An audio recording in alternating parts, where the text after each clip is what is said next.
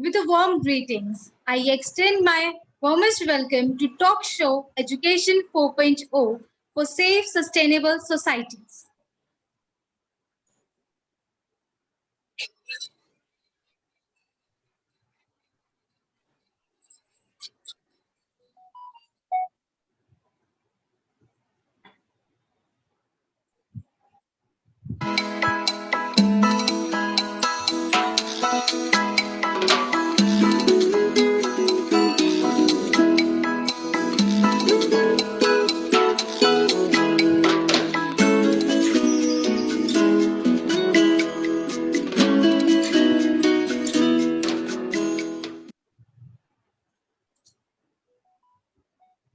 Good evening, everyone, and welcome to the talk show organized by Samurja Educational Society on the theme Education 4.0 for Safe, Sustainable Societies. The journey of 3 decades of Samurja has been highly satisfying. We are truly indebted and express our gratitude to those who have supported us in these 30 years. The support of Madam Daljit Kaur, former Additional Director SCRT, from its inception in 1991 deserves special mention. The Society has conducted numerous programs for schools, school leaders, teachers, and students. Also, the Society conceptualized and published magazines, periodicals, storybooks, and handouts for students as well as teachers. Girl Next Door and Charity Wall are some of the projects for underprivileged section of the society. During this pandemic, the society has organized online sessions which were subject specific by experts for students, besides sessions on bridging gaps, technology and art integration, theater in education, and leadership sessions for teachers. Some of the educational deliberations as symposium, panel discussion, conferences actually created waves and ignited thinking amongst educators. Programming to unlock and decoding Shiksha yesterday, today, and tomorrow are a few to name.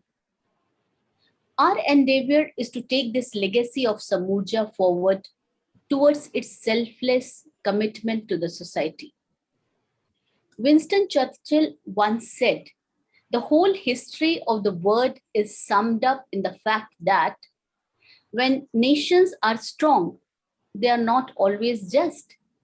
And when they wish to be just, they are no longer strong. Today, this quote still sounds apt in most of the domains of life. Yes, exceptions are always there. I'm recollecting a book named Outlier by Malcolm Gladwell. Gladwell begins this book with the definition, who is an outlier? A person who is seen as a remarkably different from everyone else, either in terms of extraordinary talent, success, or both. The bestseller book is popular for explaining the rule of 10,000 hours. A very important line from his research says, making an outlier includes mu and sigma, but we cannot ignore the value in standard deviation called z. Mu and sigma are the talent and the hard work, and the extreme value which marks the deviation from mean z is the opportunity. When we think about the sustainable societies, we visualize the societies which are just, reasonable, and strong too, where every individual has a couple of opportunities to choose from. Whether we call him an outlier or a protagonist, the individual needs a dynamic approach in terms of knowledge, competencies, and virtues. Samurja believes there is an urgent need to understand and deliberate on dynamics of a protagonist with special reference to school education, be the teacher, taught, parent, or a school leader, through our talk show, Education 4.0 for Safe, Sustainable Societies. To deliberate on this topic, we have with us Dr. Sudha Acharya. Let us welcome Sudha Acharya with a musical note.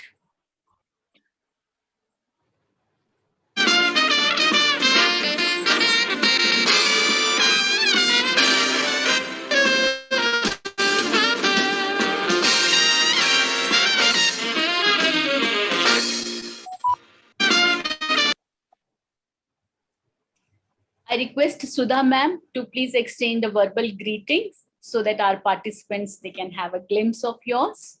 Good evening and namaskar. I feel privileged to be a part of this panel today. Welcome, Sudha ma'am. The slide says all, and I will speak about Dr. Sudha Acharya, who is presently working as the principal of ITL Public School, the institute which believes in inclusive practices. She has an experience of 30 years in school education, and nowadays you can see her on almost every leading channel for her opinion regarding CBSE policies and decisions. Ma'am has the expertise in curriculum designing, technology-based educational development, multi-criteria assessment and evaluation, multidisciplinary approach towards academics and co-curricular activities.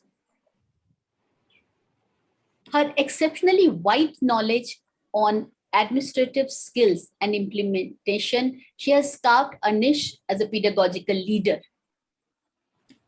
She's professed the pedagogical structures, integrating multiple intelligences, inclusive education, differentiated learning and instructional styles, physical education and curriculum, value-based integrated teaching, life skill development, and all. She has conducted numerous workshops on mental health and well-being and workshops for special education. She is heading the CBSE National Inclusive Committee. She is the secretary of NPSC and the president of CBSE Sahodya School Complex, Southwest Delhi. Also, the hub leader of CBSE Hub of Learning, master trainer with a CBSE. She is also the proud recipient of CBSE Award, the State Award, the International Excellence Award for Service in Disabilities, Dr. B.R. Ambedkar National Award for her contribution in the field of education, and Global Human Rights Protection Award. There are a lot many, and I'm sure in the times to come, ma'am will be gathering lot many feathers in her cap. She has contributed articles, journals in the manuals. A few to name are CBSE Manual on 21st Century Skills, CBSE Manual for Principals, CBSE Manual for Inclusive Education, and she's also scripted part of being a part of the advisory board in the Indian Journal of School Health and Wellbeing. Once again, we welcome Sudha ma'am on this show. Thank you so much for accepting to be on this show and enlightening the participants. We have a very, very special guest with us, Mrs. Geeta Gangwani, Principal, Bal Bharti Public School, Rohini. Geeta ma'am, please exchange the verbal greeting with the participants so that they can see you, they can have a glimpse of you. One of you, thank you, Samurja, and thank you, Mukta ma'am, for giving this opportunity. We also have with us Miss Shalu Kapoor from Indraprastha School, Indraprastha International School, who is representing the teachers community. As a teacher, she is here. Welcome, Shalu ma'am. Shalu Kapoor ma'am, please exchange the verbal greetings so that participants, they can have a glimpse of yours. Thank you so much, ma'am, for giving me this opportunity. Thank you to all the leaders here, and thank you, Samurja, for giving me this opportunity. I am glad that I am a part of this webinar today. Thank you. Thank you so much. We have with us Mrs. Jyoti Gulati as a parent representative. She is also a teacher from Ramjas School and a parent at Balbharti School. Thank you. Welcome, welcome Jyoti ma'am. Thank you so much, ma'am. I'm honored to be a part of this program. Thank you so much. And the youngest panelist on the show is Purushottam Chabda from Balbharti School. Purushottam, kindly exchange a verbal greeting. Let the participants see this versatile girl on the show, the youngest panelist. Thank you so much for your kind words, ma'am. I'm profoundly grateful for this wondrous opportunity to be a part of this esteemed panel. Thank you so much. And the pillars of Samurja, Dr. Ashok Pandey, who is here.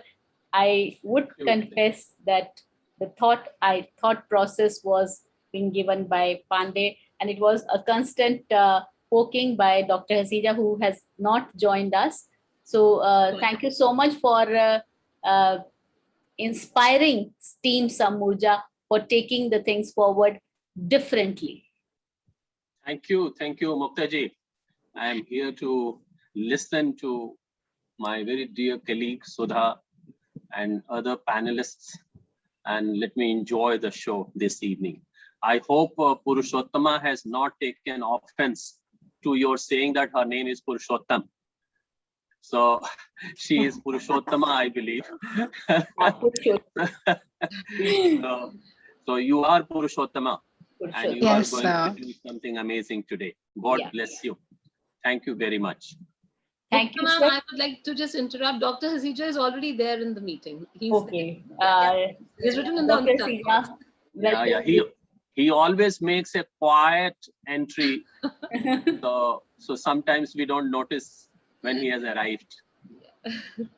Welcome, Dr. Hasija, on the show. Welcome. Both my mentors are there, Dr. Pandey and Dr. Hasija. I'm inspired by them. Yeah, Dr. Hasija aa gaye, screen pe aa gaye. My Thank you, Sudha. All the best. And Sudha, let me tell you, you are the only protagonist today and the only rock star, and you are the only showstopper. So don't think there is anybody else today. Just rock. Thank you so much, Dr. Dr. Pandey. Hasija, good evening. Good evening, sir. Good evening. Good evening. My apology. I joined as an attendee because panelist link was not working. So I joined before 4 p.m. But somewhere things didn't work. Good to see every one of you, and all the best, Sudha ma'am. We are eagerly waiting to listen to you. Thank you, sir. Thank you for your blessings and kind words. Thank you so much. Thank you, all the panelists and my special guests. Without further delay, I request Dr. Acharya to please share his views on the changing outlook of a protagonist in the present society before we take the questions from the panelists and the participants. Over to Dr. Acharya. Thank you so much, Mukta ma'am, for inviting me today. I would start with the fourth industrial revolution about which all of us are talking. So system of education always reflects the need of the society. So the fourth industrial revolution, we know, will dramatically change the way we live, the way we relate to each other, we work and educate our children. So these paradigm shifts are enabled by smart technologies, as we know, including AI, big data, AR, VR, Internet of Things, and automation. Today, my discussion I have based on 8 points. First one, how we see a sustainable society and a safe society for our children, for our future generation. So first one is a very inclusive, gender-sensitive, learner-centric pedagogy. My second point is humanization of technology. Third one is restoration of ecology or biodiversity. Fourth one, public-private partnership. World is flat, interconnectedness, connecting, consulting, coordinating, collaborating, and communicating with the whole world community. Next point is safe school. When I talk about safe school, it's not only physical safety. I would mostly talk about mental health, emotional safety, the space around us, the boundary around us. It can be physical boundary, it can be emotional boundary. All of us, we have a personal space. So that space needs to be respected. So when I talk about physical safety, I'm talking about physical, emotional, social, cultural, psychological, digital, and spiritual well-being, even environmental well-being or occupational well-being and financial well-being. Taking together, I'm talking about holistic wellness and well-being. Then I'm talking about intergenerational responsibility, taking cognizance of one's own actions on future generation. And then the point of international mindfulness, how mindful we are. What would be our future, the education system? It will need to develop few inherent abilities like imagination, creative endeavors, critical thinking, and most importantly, the ability to synthesize, which in other industrial revolution, actually, if I compare the first, second, and third, it was public education, rote memorization, creating a workforce for industrialization. Now, when we are coming to the fourth industrialization, there is a paradigm shift from mass production and consumption, from era of use and throw to an era of reduce, reuse, and recycle. So we are talking about sustainability, how we are using our natural resources. We are making aware our young generation, and the young generation participant active leadership and youth engagement in all these aspects. So I would put my view as a protagonist on these are the points, creating an inclusive society where I believe each and every child can learn and thrive if we really provide a comforting, caring, compassionate environment to the child in the school, a safe environment in the school. And the pedagogy has to be learner centric. We have to shift, as we were taught yesterday, we have to shift from teacher centric education to learner centric education. Education during this, as we can say, this COVID-19 is a black swan event. So we have also reacted like that. We have given a lot of knee jerk reaction, but every crisis provides us opportunities. Every crisis triggers overdue changes. So we have also explored, innovated ourselves, evolved ourselves. There is a beautiful blended knowledge learning system we have evolved with. We really experimented with technology, and our teachers very quickly shifted to online mode of teaching, and it is going to stay in future. Even in future, when the COVID situation eases out and we go for physical schooling, I think that this online mode of teaching is going to stay with us, because now learning has become individualized, customized.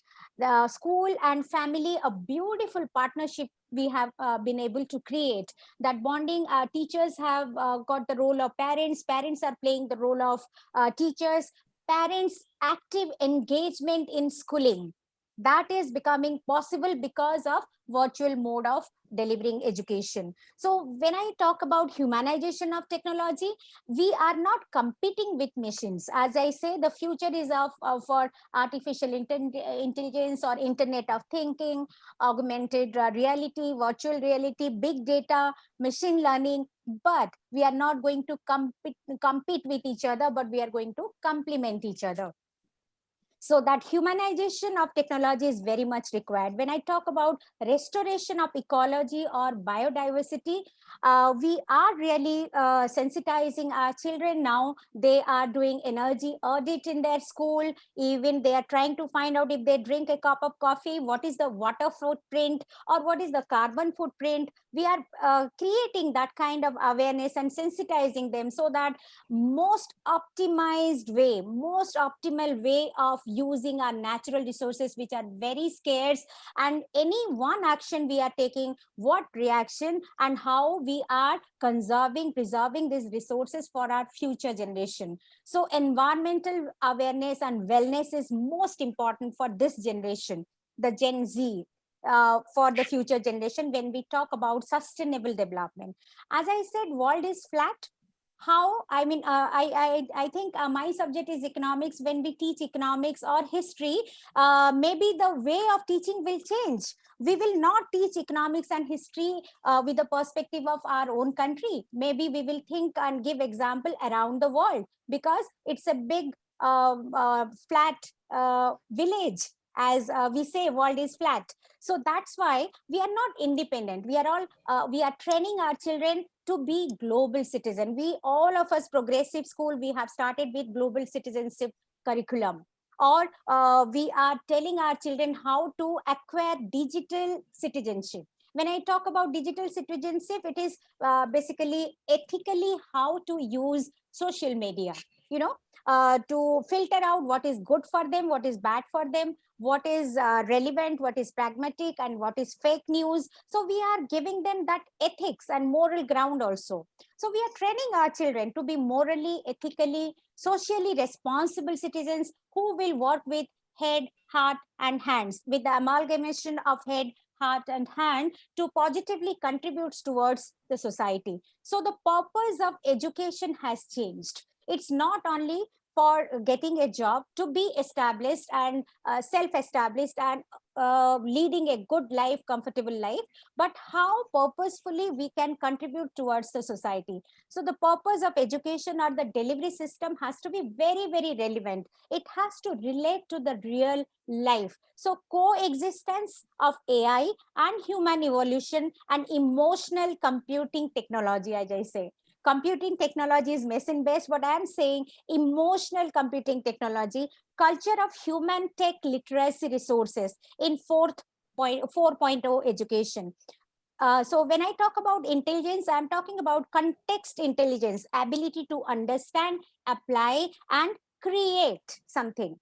It's not just producing the knowledge in the exam and getting high score, and then getting a good corporate life, and then leading your life, and then nobody knows. You did not make any niche for yourself, no trace of your existence, and no contributions towards the society. So first one is context intelligence. The second one is social intelligence. When I that is the ability to establish good relationship, resolve conflict within the team. A good leader is a one who really shares the credit and takes the blame when something goes wrong.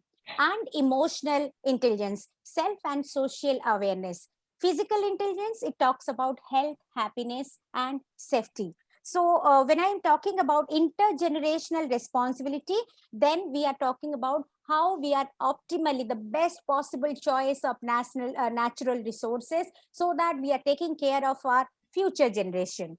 Mukta ma'am, these are my points. I can elaborate, or if any question at this point, I can answer. Ma'am, you can take a few more minutes, then Okay. we'll start the questions. Yeah. Okay. So when I say that protecting and enhancing the commons, reconciling the conflicts between the individual rights and responsibilities of citizenship to tend to common resources on which we all depend. So when there is a paradigm shift from content-based education to competency, skill, and value-based education, or education which relates to the real life, that is the new NEP 2020 is a transformational document. As we know, we are moving away from content-based education, where there was we all know what has happened in the recent past. The exam was cancelled. We were not ready for it. And when we talk about sustainable future and sustainable society, we must think and reflect and introspect why we were not ready for this situation. Why our education system is so much dependent on one high stake examination, that too pen and paper based. Do we think really that truly define a student, inherent abilities of students, one pen and paper test? Why don't we really experiment this online mode of transaction or delivery system? We have really explored ourselves. We assess children through various mode of assessment, like group discussion, theater reading, video presentation, documentary, brochures, short film, movies, all these things. we could get our nature warriors, our corona warriors who innovated drones and robotics also to collect things, touch-free bill, and then touch-free tabs, all these things. So students have evolved really. So why we are, so there is a need to think and reflect that in future, what should be the future of our education, how we are going to train our young minds. Are they only going to master the content, or they are going to explore, innovate, investigate, and create something new, synthesize something new?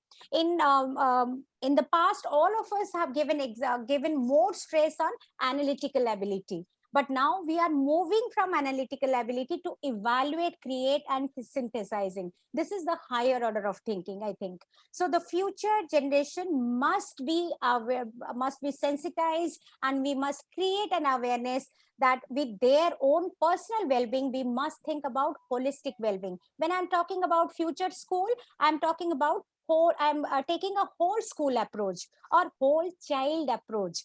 Whole child approach, I mean that each and every child, irrespective of geographical identity, socioeconomic status, or gender, transgender, everything taken together, we take a whole child. And when I talk about whole child, it is physical, mental, and all kind of holistic wellness.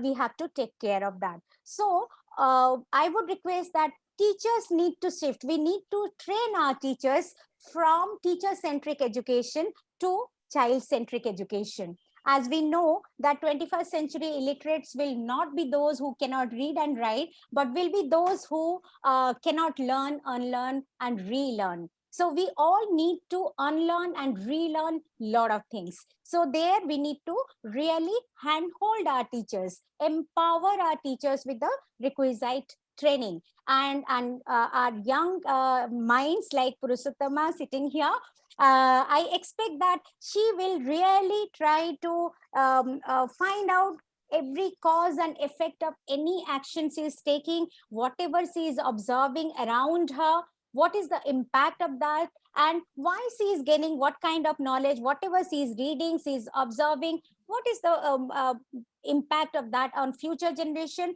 and what is the past also. Unless we respect our past, we cannot appreciate our future also. So there has to be an amalgamation of different cultures, different languages. We must respect our diversity. Unless we respect our diversity, we cannot create an inclusive society. When I'm talking about safe and sustainable society, we all together can make an impact when we collaborate, when we coordinate, when we consult with each other, and when we work for each other's well-being, forgetting about individual well-being or individual self-interest. Thank you so much. Thank you, Sudha ma'am. Starting from, you have in fact broadened the concept of what you call inclusiveness. Now, from artificial intelligence to machine learning to big data to humanistic technology. That's something, wow, humanistic technology is a new term for me. I have learned. Thank you so much for, stretching us to that level and compelling us that those gray cells, they are triggering, they are fighting now. And that's the ultimate objective of this talk show. Thank you so much. So I'll request Shalu ma'am to please ask a question to ma'am. Yes, ma'am. Good evening, ma'am. Ma'am, as you said, that we are moving from content-based learning to holistic learning and teacher-centric to child-centric. Now, how, as a teacher, when I am teaching in the class, it is that I go beyond the boundaries. If I'm taking a subject of geography, as I'm a geography teacher also, so I go beyond the textbook. What I'm not supposed to teach, I go beyond it. When I'm talking about the coastal areas, the beaches, the peninsula, I go much beyond that. And sometimes we are bound by the boundaries have been given to us that this much has to be taught in this cycle, or the syllabus is not finished. Then I'm accountable to my authorities and of course to the parents also. So how do we solve this thing? Because if it is child-centric and the holistic development, it has to be overall. So how do we as teachers, that this is a big challenge for us? It's a very good, interesting question, dear Shalu. I was expecting this question because I always hear this question from my own teachers. So especially SST teachers, social study teacher, because the course is very, very vast and so many chapters are there. See, I'll tell you, we need not deliver all the chapters, all the concepts in the classroom. You know, the core concepts, that has to be delivered because that will carry forward. If you are teaching in 6, 7, 8, the concepts will be taught again in 9, 10, 11, 12, and in higher education. Those need to be taught in the class. But otherwise, the concepts can be done through, you can ask the child to do research. When we are, because in India, we are very poor in documentation, evidence keeping, recording, and operational research methodology. So they need hand holding there. You can give them the rubrics, the proper websites where to search, and the guidelines, what kind of data they need, primary, secondary, from where they have to collect. So all these things, if you give, they will go much beyond textbook. You know, the best way to really do to ask them to frame questions. You know, make a competition of framing question from a particular chapter.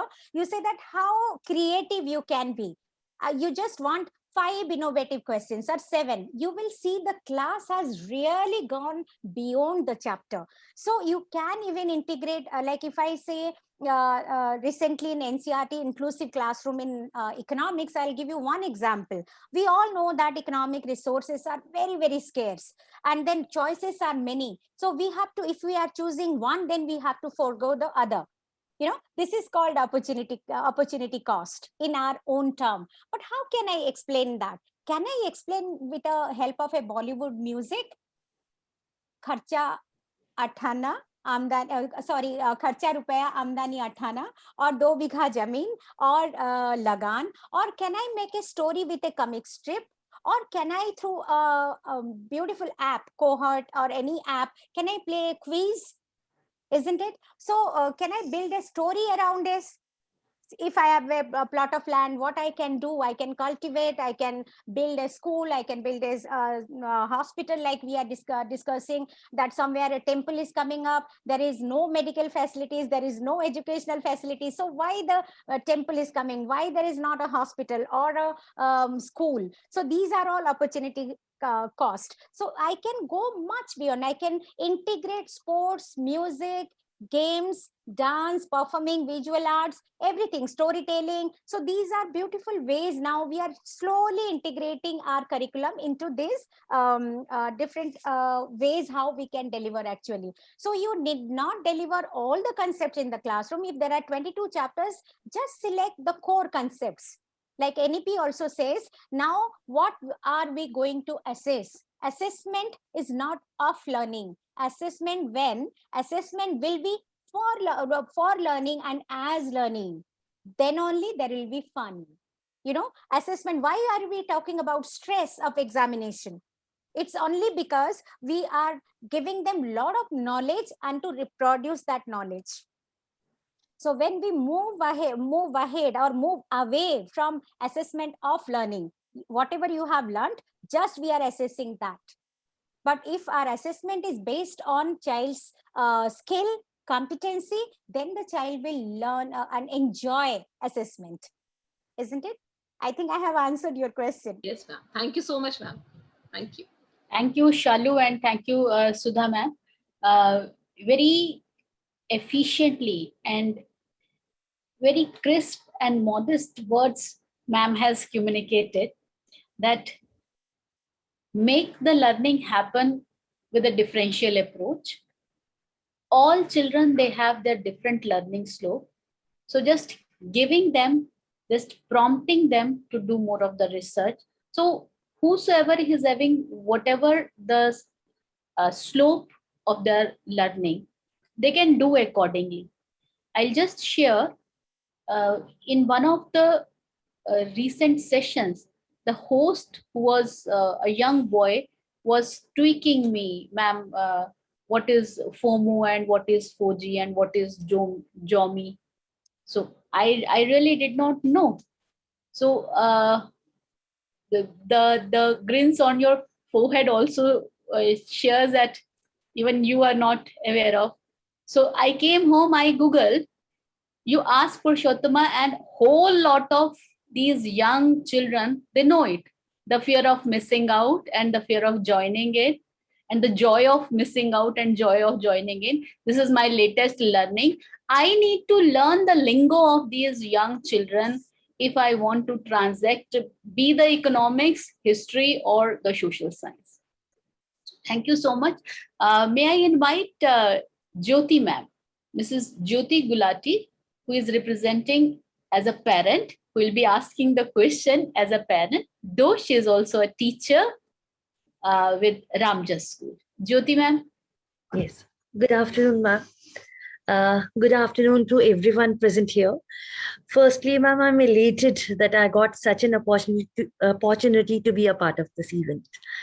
Ma'am, my question is, what role should be played by educational institutes to nurture students for sustainable development societies?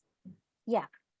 Very good question. You have really taking me back to where from I started, that what is the role of school leader?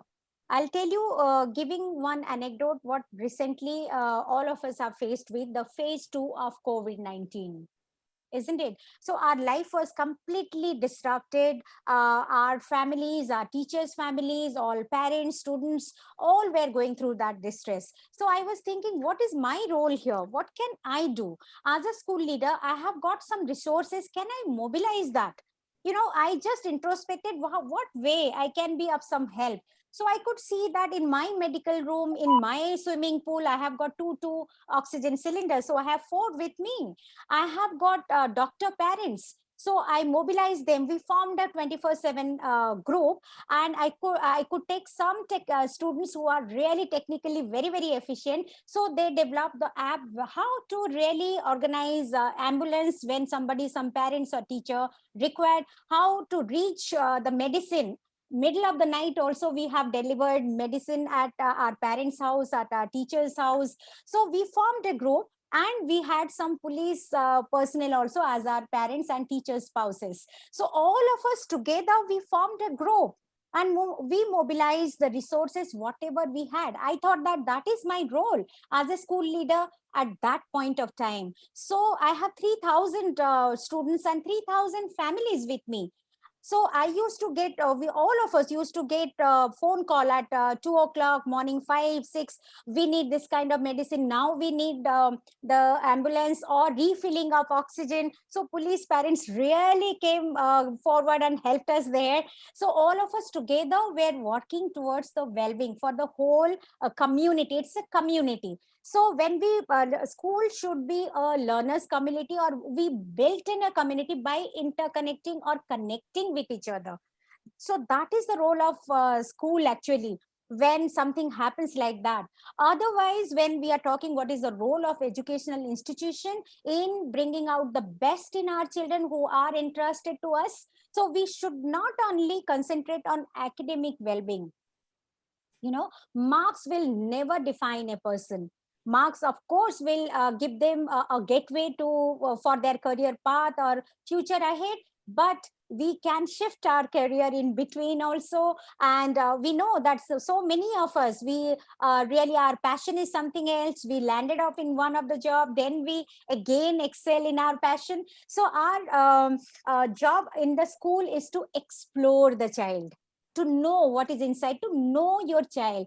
If as a teacher, as a parent, if you know your child, I always tell my child, I have a format called KYC, like in banks we do. That format really goes from nursery to class 12. So when class 12 a child passes out, gets a learner's profile, that in between, whether the child was a bully, could we really did some job and convert the child to a peer leader, educator who is conflicting resolution now, and then who was a passive learner, now participating in all activities, who was good in music and dance and never able to express himself or herself because a lot of hesitation. So how the child's growth journey throughout 14 years. So that has to be the role of school leader, to bring out the best, optimizing learning. Learning means emotional, physical, academic, all kind, holistic learning. That should be the role of the school. Thank you so much, ma'am. You have elated me. Thank you so much. Thank you, Jyoti. Ma'am has beautifully answered your question. And as a parent, do you want anything else from the school system, or anything you want that this particular point can be deliberated? As a Ma'am, parent, what do you expect from the school to have that sustainable society besides what ma'am has shared? It contains, it is sensitizing the students, anyways, whatever the ma'am has said, because this generation needs to be sensitized. That's very important. Jyoti, I have a question for you as a parent. You are available to me. What role you want to play in a school? What expectation you have when your child comes in? I always educate my parents. You have these legitimate demands. You must know. And especially for special need children, when parents come, they always really feel very low, and they think that why me? That kind of syndrome is there. So I always tell them, this is your right to get from the school. So what is the parent's role in the school? Would you like to have a role in assessment? When we are talking about 360-degree holistic assessment, we are moving away from report card to a holistic progress card. So here we are talking about self-assessment, about peer assessment, about parents assessment. Sometimes parents really, they are surprised that we never knew that our child can write so well, or our child's thought process is such. We didn't know. So would you like to play that proactive role in the school? Definitely. Definitely. Yeah. If given the opportunity, definitely I would like to have that role. Yeah, during COVID-19, so many teachers got affected. So our parents actually came forward. They said that, okay, both the commerce PGTs are down with COVID. One professor of Delhi University Commerce, he said she took 10 classes, 10 days, she covered 11th and 12th. That's the role of parent. That's actual partnership between school and parents. That's how I see the role of parents, active engagement. Yes, ma'am. Thank you so much. Thank you so much. I really believe that Jyoti has real good partnership with the school. All the parents of the school, they have real good partners. Always there, ma'am. Yes. I have double role, teacher as well as parent. So, great. I can't deny that role. Thank you so much. Now I will invite my youngest participant, youngest panelist, Purushottama. Purushottama, what you expect from the school, principal, teacher, parents to have that safe, sustainable society? Over to you, Purushottama. A very good evening, everyone. Thank you so much, Sudha ma'am, for enlightening us with your words. When we talk about, humanization of technology, especially in terms of Gen Z, I think we should focus on how the social media institutions are, unduly substantial connections of this budding leaders, of the students of the Gen Z, and how they are affecting us, how it's influencing us, and its influence is ever growing. So as a student, as someone who represents the student body, I would expect the school, I would expect the society to guide us through that path, because this is the changing time. This is the time that we need to be guided the most. We, especially in this platform, because the future that we are envisioning, it consists of technology, as we talked about it. It consists of social media institutions. So why not a perfect guidance and how to endure the best out of the social media because that's a place which can be a safe mental space for some, but a toxic for many others. How to handle those, how to handle the image that the social media forms. It's very difficult for the students, what I believe from my, my surroundings. They find it difficult to cope with the unrealistic expectations that the social media gives. A proper guidance on that and a support from parent that the change is coming, and the student, the budding leader, needs to be engaged and bring out the best from it. A guidance on that would be perfect. Yeah. I'm so happy, Purushottama. You are already so empowered. I mean, you are all full of knowledge and you know what is good and bad and how to use social media. Social media is nothing, doesn't have always a negative influence. It depends how we are using it, isn't it? And mostly we use it as per our thought process. You know, how we think, you know, how you select your friends as per your mental wavelength.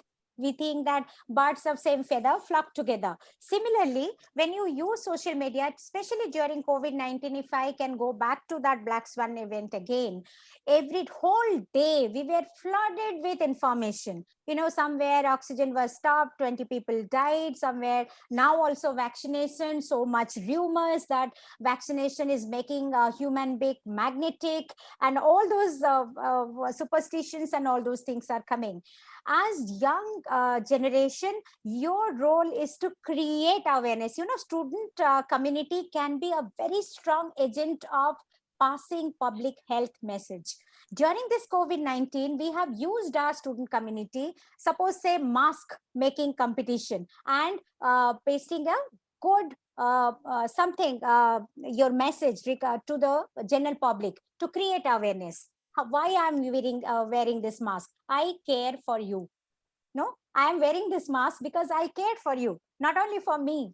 So that is the role of social media and how you are going to use it. In between, you know, boys locker room, girls locker room, so many things happened and so many suicide and all those things happened, isn't it? So we have to find out a safe space, and in that safe space, how we can filter information. That is the role of teacher now. There is information explosion, I would say, but now there is universal accessibility of information to our student community. But the role of teacher is to facilitate them. It's not only passing information anymore, but facilitate them, guide them, as Purushottama said, what is good for them and what is bad for them. Talk to them. It's only possible only through active engagement and communication with them. We need to create that awareness. As I told you, digital citizenship skill, you can Google it. It is World Economic Forum and the digital, it's called as DQ Institute. And last 2-3 years, every year they have their conference. There are 8 digital skills, and it is meant for 6 to 12-year-old children, because it is believed when the child is 10, that time the child is acquiring the first smart gadget. You know, you are a smart community. So smart doesn't mean only having a smart gadget, but you should know how to use it purposefully, relevantly, to your benefit. So digital skill, those 8 digital skill, as I said, to filter out good and bad, to filter out fake and real, to use social media ethically, morally responsible. When we forward sometime some messages and all without knowing whether it is true or it is fake, we should take that accountability, responsibility, what I'm doing. We should forward only those messages in which you believe. Unless you believe, don't ever forward any message, anything. So sometimes during COVID-19, we were really advising our students to stay off from social media, so that you will be stress-free, because it was really creating stress, because all of you lost your private space. You confide with your peer group. You play, you collaborate, you talk to each other, even though you were staying with your family members, but yet you were missing that private space of yours. And sometimes parents were getting very nagging. 6:30 you have to get up means you have to get up at 6:30. So all of us, we said that you are missing your routine and schedule, but that has to be very, very flexible. So understanding your mindset, what you need, always try to feed your mind with some positive content. Then only your attitude, your value system, your action will reflect that positive content. Thank you, dear. Thank you so much, ma'am. I hope, Purushottama, you are satisfied. Absolutely, ma'am. And Purushottama, you are a peer leader. We Yes. have Let's Talk session by peer leader. We have a very well structured peer education system. So class 11, 12, every week, day wise class, they talk to class 6, 7, 8, 9, even they teach also. Suppose you are good in biology in class 12, you can teach class 8. So you are taking leadership, accountability, responsibility there. So that is the role of student community, to empower each other, to learn from each other. Yes, ma'am, we'll definitely take it forward. Great. Thank you, Sudha ma'am. Thank you so much.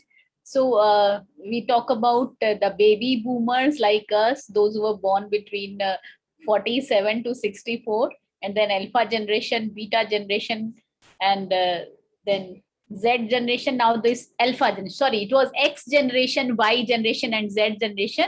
Now Purushottama belongs to alpha generation, and we learn, we need to learn from Purushottama, and they need to, train at what you want, what shall we do as a teacher, as a parent, as a school leader. Thank you so much. It's really a good discussion, but time is not permitting us to take the things forward. May I request Geeta ma'am to please consolidate the show, the talk show, and thereafter I'll request Ashok sir to please bless us. Geeta ma'am. Yeah, a very good afternoon once again. Thank you so much, Samurja, Ashokji, and Mukta ma'am. What a power-packed session, ma'am. And Sudha ma'am, I mean, you have covered so much in this such a short span of 20-25 minutes that you addressed, and consolidating it, is a big task. Pardon me if some points are left, but I enjoyed every word and agreed to every word that you spoke, ma'am. I mean, when this topic came in, I actually looked into the dictionary and the pronunciation as well, what it means. So protagonist is actually a Greek word from a Greek drama, and it says it is a term normally used for the player of the first part of the play, and the person is a chief actor. Basically, it symbolizes with a leader who is actually influencing others and a positive soul, right? And I think in education field, the principal, the teachers, the students, as well as the parents, everyone is a protagonist. And I think that is what you also said.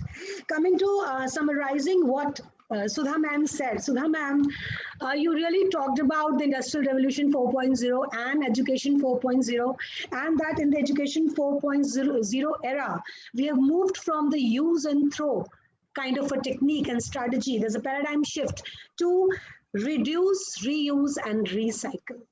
And hence, we have to really look into 6-7 very important points, as you stated.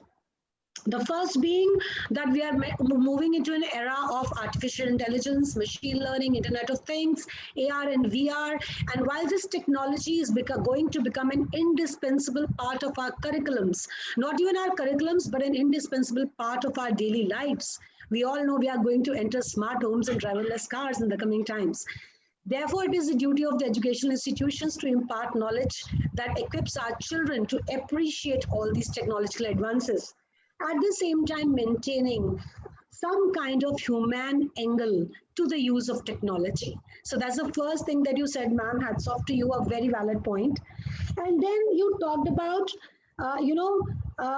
students being in the safe space. You also talked about the basic needs of the students which have to be fulfilled by the school. So whether it is physical well-being or emotional well-being, spiritual well-being or occupational well-being, whether it's financial management, all aspects have to be taken care of by the school, and school has to provide that kind of atmosphere and learning environment to the child. And I really thought that when I talked about teacher empowerment, a very important point, because we are talking, moving from, as you said, to an engaging classroom, where the child is an innovator, a curator, a collaborator, a researcher, and a daydreamer also. At the same time, you said that the children have to be kind of giving it back to the society by identifying the problems in the daily use and coming up with the solutions. You talked about design thinking, computational thinking, all these aspects you touched. So basically, you know, to have a learning environment where we are grooming children to synthesize, basically the mindset of the parents as well as the teachers have to change. And you talked about very rightly the teacher empowerment. We have been saying teachers are the oxygen of the education system. Nothing will change if the teacher doesn't change. So therefore, you know, innovation in pedagogy to be tried by the teacher is the most important thing, and I'm sure we all are working already towards it. And you talked about the fact that the children have to be made aware of conflict resolution as well, because I think that's one of the very essential skills for employability as well, and for greater success in life. So you rightly touched on that also. And then you talked about international mindfulness, a very important concept, grooming of global citizenships, and also world is flat, emphasis on, you know, global interdependence and its appreciation by students is what you emphasized, ma'am. And really that point is so very well taken by, I think, each one of us. And I think, ma'am, you probably in a nutshell, if I summarize, you said that there has to be emphasis on Bloom's as well as emphasis on Maslow. Am I right, ma'am? Yes. You talked about safety of all types and self-awareness. At the same time, you talked about synthesis and pedagogy. So a perfect balance in our curriculum transition between Bloom's and Maslow is what we are looking at. And, you know, very valid point came from our parent and our teacher and our student, one each. Shalu ma'am, she talked about that while we are moving from the content to competency-based teaching, how do we actually do it with the constraints of our syllabus and time?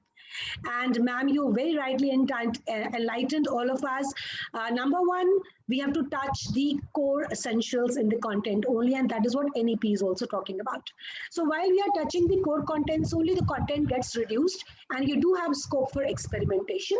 Also, once you convert the classrooms into engaging classrooms and allow children to frame their own questions and look for the solutions on themselves, present solutions, reflect. I mean, that is a cycle of computational thinking or design thinking that you kept on stressing. And also, if we do integrated teaching, so therefore your you know, time management and that heaviness of the syllabus will reduce, because you are integrating, and also you are leaving a lot of onus on the child. So I think from pedagogy, we have to move to heutagogy, where the child has to frame his or her own questions, research, collaborate, and come up with solutions, and the teacher is always by the side as a guide. So thank you so much, ma'am, for giving that insight. Jyoti Gulati ma'am, as a parent, she raised the question as to what is the role of educational institutions in sustainable development. And, you know, very rightly you said that educational institutions, apart from, you know, grooming children in holistic way, can also help in maintaining sustainable societies by mobilizing in-house resources. So, you know, we have to look at our data bank. We can, I'm sure some schools are doing it already. So you have already a pool of parents who are teachers, parents who are doctors, parents who are, you know, in NGOs running, whatever. And there are so many parents who can be utilized into school system very effectively. And sustainable, societies can very well be maintained. And I will just like to add here, Sudha ma'am, that whatever my visits to a few countries have been, I've actually seen parents voluntarily coming, running photocopy machines, managing libraries. So, you know, it's, I think in India, of course, we are entering into this kind of parent-school partnership also, though there is miles to be achieved in this area. And lastly, as Purushottama said, that she really wanted guidance from the school and the parents as to how this social media platform can be utilized by students positively. So Purushottama, you were rightly guided by ma'am that, you know, one is Of course, the school and the parent both have this joint responsibility of guiding the younger generation. At the same time, the younger generation is actually wise enough to decide, what do they want to use the social media for. So while in the pandemic you could have used the social media for just giving a thumbs up on a on a post, there were others. And actually Purushottama, being the head girl of Bal Bharati, she knows that the Bal Bharati prefectorial board under her guidance only started an awareness campaign in a database wherein daily they used to update the plasma donors and the oxygen cylinder availability and the refilling. So that is the kind of initiatives, and going and talking to children on cyberbullying is what I think, Purushottama, you've already done, isn't it? So move forward in that direction. Trap the social media for positivity. Don't just use it for giving a clap and a thumbs up on every post that comes your way. So that was the, I think, insight that we got from Sudha ma'am also. Thank you so much, each one of you. And pardon me if some points are left, but Sudha ma'am, you opened up such a Pandora box that to condense it in 5 minutes is beyond anybody's capability or ability. Thank you so much, ma'am. Thank you, Geeta. Beautifully summed up. Beautifully Absolutely, absolutely. I think, Geeta, you have done more than justice to summing up this. It's beautifully done. You haven't left anything. And let me tell you, it's 4 minutes and 52 seconds, not even a 5 minutes. Geeta was you gave me 5 minutes, ma'am, so I thought let me stick to the time with respect. Thank you so much, dear Geeta. And just an announcement for the participants that tomorrow there is an open house by Sai University. Their representatives are here. So in case you want to share it with the students or the teachers of your school, the link is there in the chat box. You can use it. That's from the Sai University. I'm just requesting. Thank you so much. All good things, they need to come to an end, irrespective we want it or not. And we are concluding it here. So thank you so much, everybody. But formally, this task will be done. This vote of thanks will be proposed by Kriti Kapoor, admin and the PR of Samurja Educational Society. Over to Kriti. Thank you, ma'am. Thank you. Good evening, everyone. I, Kriti Kapoor, on behalf of Samurja Educational Society, extend a very hearty vote of thanks to the honorable panelists who blessed us with their presence and took out valuable time from their busy schedule. Respected Dr. Sudhacharya ma'am, Ms. Geeta Gangwani ma'am, Ms. Shalu Kapoor ma'am, Ms. Jyoti Gulati ma'am, and the youngest panelist, Purushottama Chhabra. I must mention our deep sense of appreciation for all of you for empowering us by sharing your wisdom and experience. I also take this opportunity to thank Dr. Rajesh Hasira sir, Dr. Ashok Pandey sir for being part of the webinar and supporting us all. Also, an event of this dimension cannot happen overnight. The wheels start rolling weeks in advance, but your unconditional support made this happen in a short span of 5 days. I would like to extend a special thanks to Dr. Mukta Mishra ma'am for inspiring us and motivating us to do our best. I extend my big thanks to our Samurja team, especially Ms. Monica Khanduja ma'am, for their support, and a heartfelt gratitude to all our educators who joined us today. Thank you for making this event successful with your contribution. We look forward to your feedback and support. Once again, thank you everyone. Namaskar. Namaskar, Kriti. I never knew you speak so well. So this was the opportunity. And as Sudha ma'am has said, that we need to give ample opportunities. We need to create ample university. I thought you will be calling Ashok sir for the blessings. He is already there. So it's a may I have Ashok sir? Ashok sir, just a line of blessings, sir. No blessings, my good wishes. I'm totally mesmerized by the discussions. And Sudha has done two things. And Geeta, you need not worry. You have done absolute justice to what she has done. And Sudha, you did two things. First, you have identified the protagonists and you have clearly defined their role. That is the first thing that you did. And the second thing that you did was you have given us all a very good piece of advice, and what is that advice? That, learn something from the dreamy past and be optimistic about the future. But your best bet is to invest in the present, okay?